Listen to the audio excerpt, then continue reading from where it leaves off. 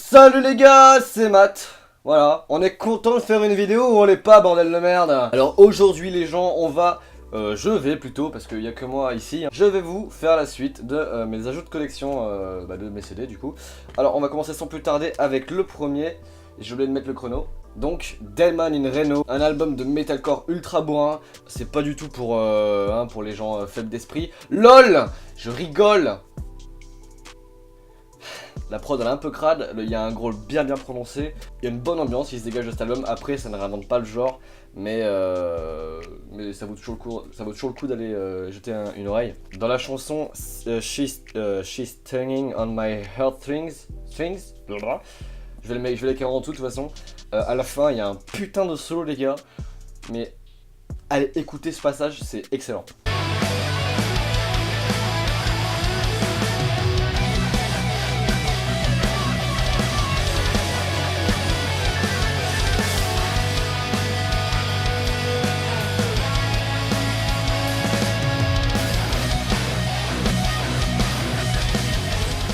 On enchaîne avec les deux Red Hot Chili Peppers, donc comment est-il s'appelle celui-là, dis donc. By the way, et quel con. Et le The Getaway. Alors, j'ai commencé moi Red Hot Chili Peppers avec celui-là, parce que bon, il y a Can't Stop dedans, donc c'est ma musique préférée de Red Hot.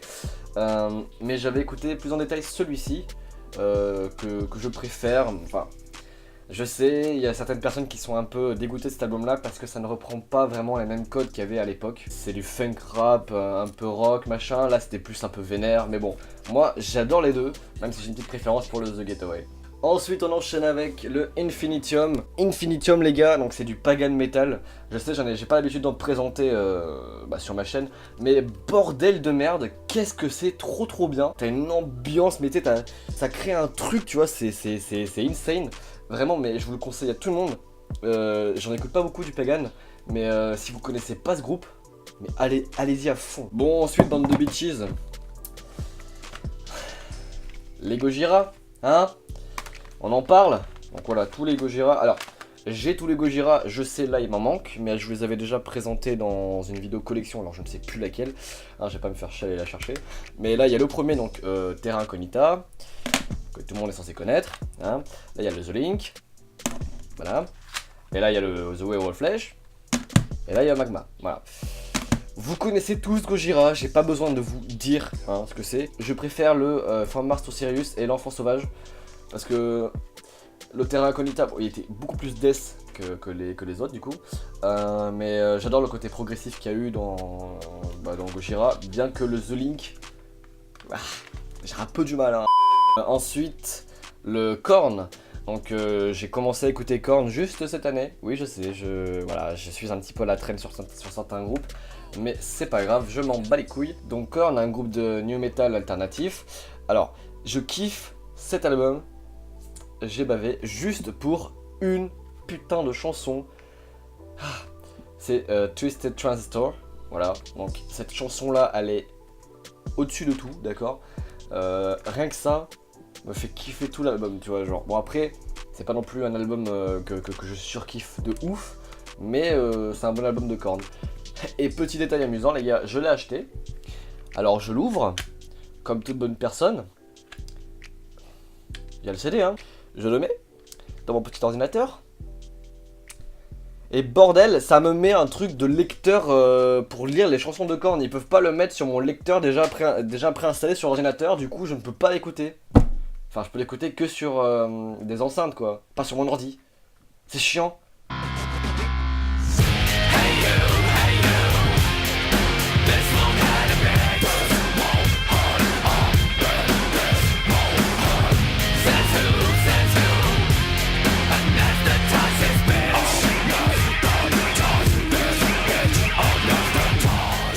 Ensuite, FNMR, Memento Mori. Si vous ne connaissez pas ceci et que vous êtes abonné à ma chaîne, les gars, ça va pas le faire. Parce que j'ai fait une vidéo là-dessus. t'as intérêt à aller vite la regarder, hein, parce que moi sinon je viens chez toi, j'appelle Momo et ça, hein. Ouais, fais pas le malin. Pour info, c'est du Melodès, voilà, comme ça vous êtes au courant. Ensuite, on enchaîne avec Mercure, donc un album de post-black, black emo, enfin, ils appellent ça du gothic black metal. Moi, je mets des étiquettes parce que je suis pas naturel. C'est vraiment un album qui nous fait voyager avec la douce voix de cette jeune femme que je ne connais absolument pas son nom, mais vraiment très bon album qui tu l'écoutes comme ça, tu sais, les yeux fermés, un peu dans le noir, machin, bah, comme du black post, enfin du post-black, qui te fait bien voyager, ça fait grave plaisir. Et ça agrémente un peu ma collection de black parce que j'en ai pas beaucoup. Hein. Ensuite, un petit Iron Maiden, donc le Killers. Très bon Iron Maiden, même si j'ai une préférence pour le Seven Son of Seven Son. C'est un avis personnel évidemment, mais au moins ça agrémente ma collection de Iron Maiden parce que j'ai mis beaucoup de temps à les écouter. Ensuite les gars, on va passer à un truc, c'est Silent Clock. Donc c'est un groupe de pop rock alternatif. Alors pour vous donner un exemple, ce serait un peu du style Gorillaz, Arctic Monkeys. C'est pas vraiment l'album de ouf, tu vois, mais c'est très calme, tu vois, c'est assez reposant, machin, t'as des riffs un peu catchy. Bon, j'aime bien dans l'ensemble, mais c'est pas... je recommande vraiment à ceux qui aiment ce style.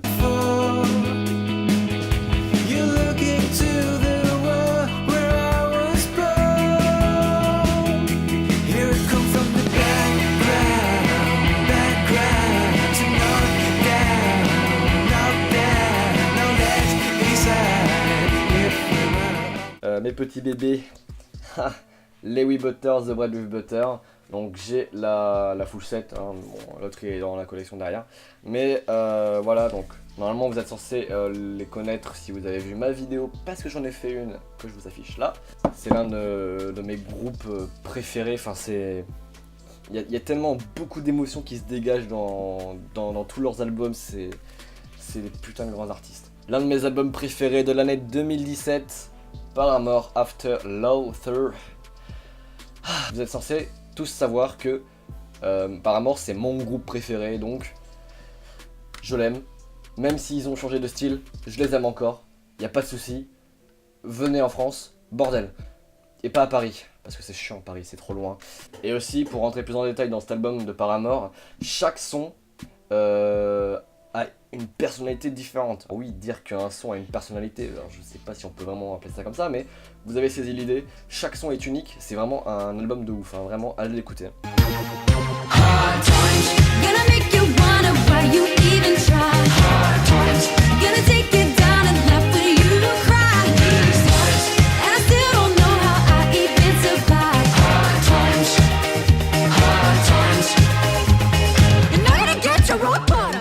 Ensuite, alors un vieux live de Matmata que j'ai payé 3 balles et que j'ai trouvé dans un cache, donc il est un peu pété partout, tu vois, genre. Mais Matmata c'est un groupe de mon enfance, alors je me devais pour 3 balles d'acheter un petit live.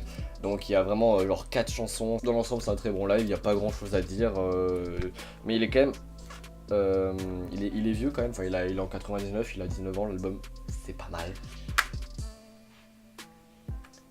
J'ai besoin d'en dire plus ou... Et vite fait, quelques mots.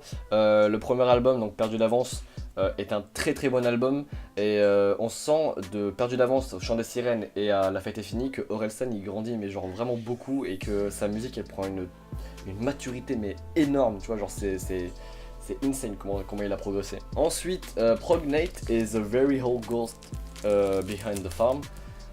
Deux albums que je vous ai présentés aussi en vidéo. Deux groupes fait par le même chanteur, oui je me gratte le nez, il y a un problème. Français, toulousain, ça c'est du death et ça c'est plus du black. On enchaîne avec ma deuxième femme, oui non j'ai pas de première femme, Amy Winehouse, l'album Rehab,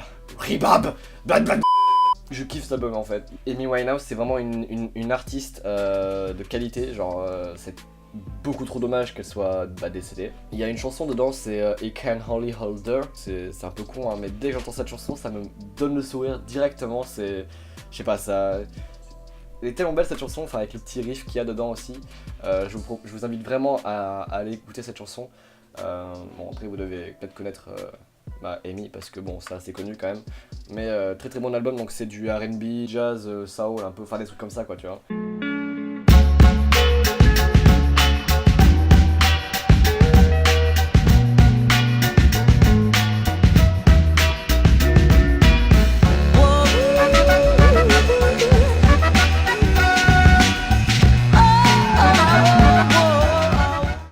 Ensuite, Chelsea Grind. Chelsea Grind, un de mes groupes de deathcore favoris.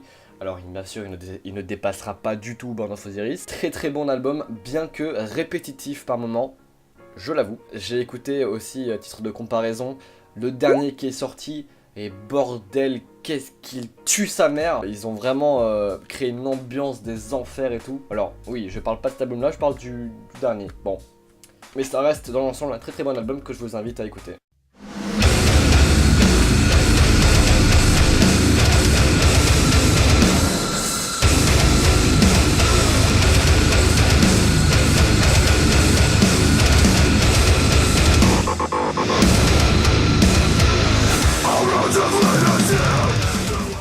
Ensuite, Eggsman Share, donc un groupe de stoner doom français qui viennent de Paris. Il y a un truc à ce sujet, c'est que c'est l'un de mes premiers groupes de stoner doom que j'ai écouté.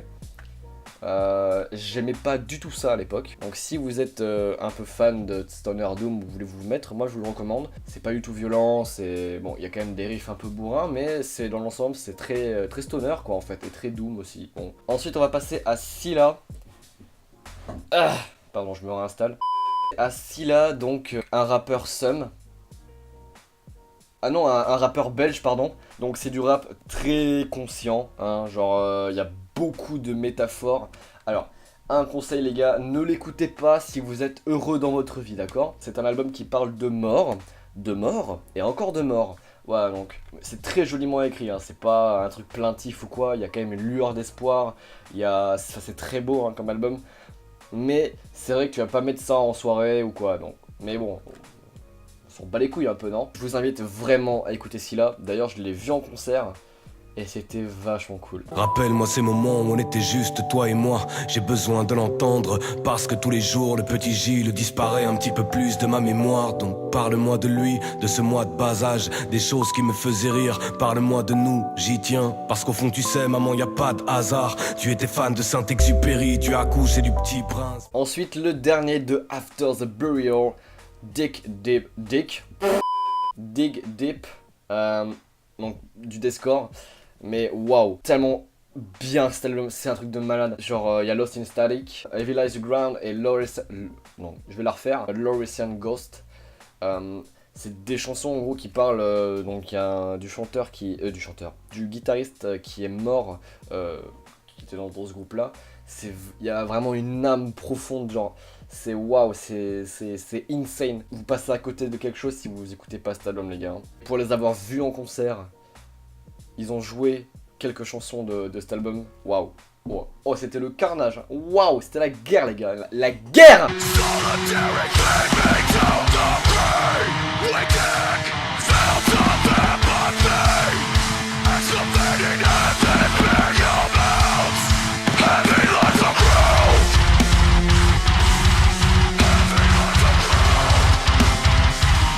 On va passer à mon petit chéri, Burn of Osiris. Le dernier, c'est plus un remastered qu'ils ont fait. C'est genre, ils ont tout refait du premier album. Donc, ils l'ont appelé du coup The Eternal Reign. Le premier s'appelait The New Reign. C'est ça, ouais, c'est ça. Ce qui est marrant aussi, c'est qu'ils ont gardé l'esprit du premier album en le remixant à la sauce d'aujourd'hui, tu vois, enfin de ce qu'ils font. Tu redécouvres le premier album avec une meilleure prod et tout, donc c'est vachement marrant. Et bien sûr, c'est pas des fils de pute, ils ont pas fait payer ça ultra cher, hein, ils ont baissé le prix par rapport à un CD normal, hein, on va se le noter. Ensuite, Alex Cordo. Un artiste français de progressif. En fait, c'est instrumental, tu vois, il n'y a pas de voix. C'est mon poteau Creepy Cobain qui m'a fait découvrir ce groupe. Enfin, c'est un one-man band. Il y a vraiment de belles mélodies, tu vois, c'est un style très épuré. Après, c'est vrai que je ne l'écoute pas constamment en boucle cet album, mais il reste très sympa. Ensuite, Supremacy, donc avant de vous parler des deux albums, enfin de l'EP et de l'album, il faut que je vous parle d'un truc. Vous savez, des fois dans mes vidéos, enfin dans mes anciennes vidéos, il y avait un truc genre, c'était un rouleau là, où il y avait écrit Supremacy comme ça. Et c'était en fait un t-shirt offert par le groupe. J'arrive à un concert de manière tout à fait normale avec ce t-shirt, parce que je ne l'avais jamais déballé. Je le déballe, je le mets pour aller à ce concert. C'est un concert d'hardcore je crois. Oui, tu la sens venir la connerie là. J'y vais. bonsoir les poulets, on fait des petits mosh pits de sa mère là. Je me fais enculer le t-shirt. Voilà, il y a un gros trou, un peu comme la chatte à ta. Il est décédé, hein, il est en train d'être en réanimation.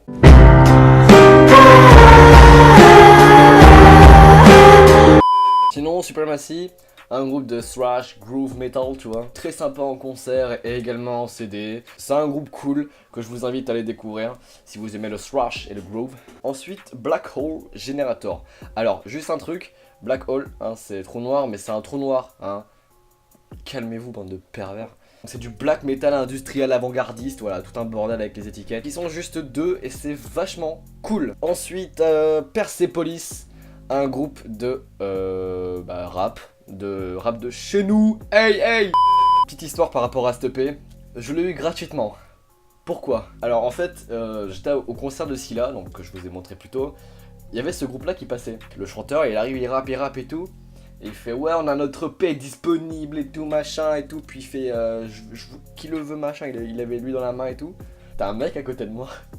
Genre le mec du groupe il lui donne d'abord. Regarde, parce que j'étais à côté, il me regarde le mec. Je ressemblais à un des membres du groupe. Et le mec il a enlevé la main comme ça. Et il me l'a donné. Parce qu'il a dit oh putain, lui ressemble à mon pote là. J'étais mort. Le mec il était ultra deg à côté. Et moi je repartais avec un EP. Bon après il en a fait gagner d'autres. Au pote de ce mec qu'il a pas eu. Du rap très très old school, vraiment amateur, mais dans l'ensemble très sympa, un peu conscient, machin et tout. Waouh, le gros bloc de Camelot, un groupe de power symphonique que j'aime vraiment beaucoup. Moi qui suis amateur de power, ce groupe-là m'a fait aussi aimer le power. Et dans l'ensemble, il est vachement sympa, même si je préfère le précédent. Je sais plus comment il s'appelle là.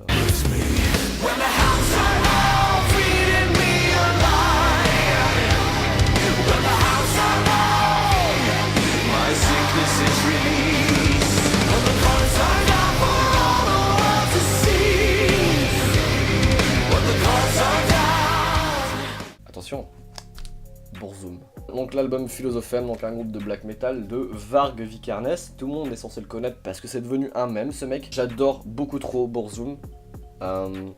C'est très dur hein, de s'en procurer. Après, je pense qu'il va y avoir des gens masturbants qui vont me dire non, Matt, c'est pas dur, il suffit d'aller là, tu vois, Matt connaît les sites et tout. Il a coûté cher, mais c'était un cadeau. Et vachement cool. Il y a une chanson de 25 minutes dedans où c'est vraiment Varg qui joue du synthé avec des petites nappes, tu vois. Alors, des nappes de synthé, connard. Bien sûr, la prod elle est dégueulasse parce que.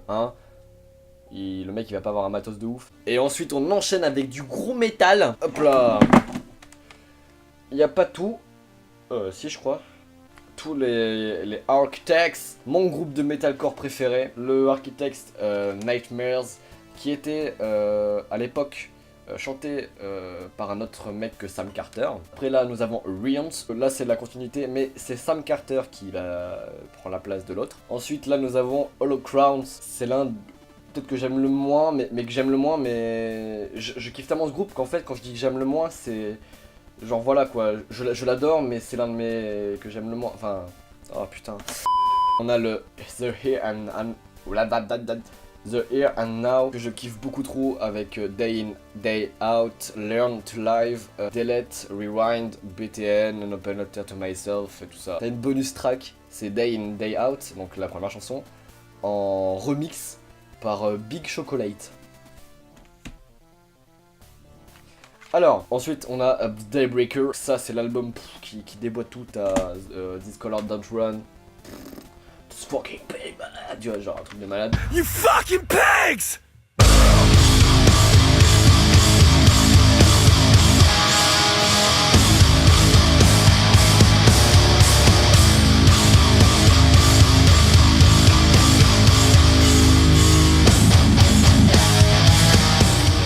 L'avant-dernier Lost Forever, Lost Together, qui est l'un de mes préférés.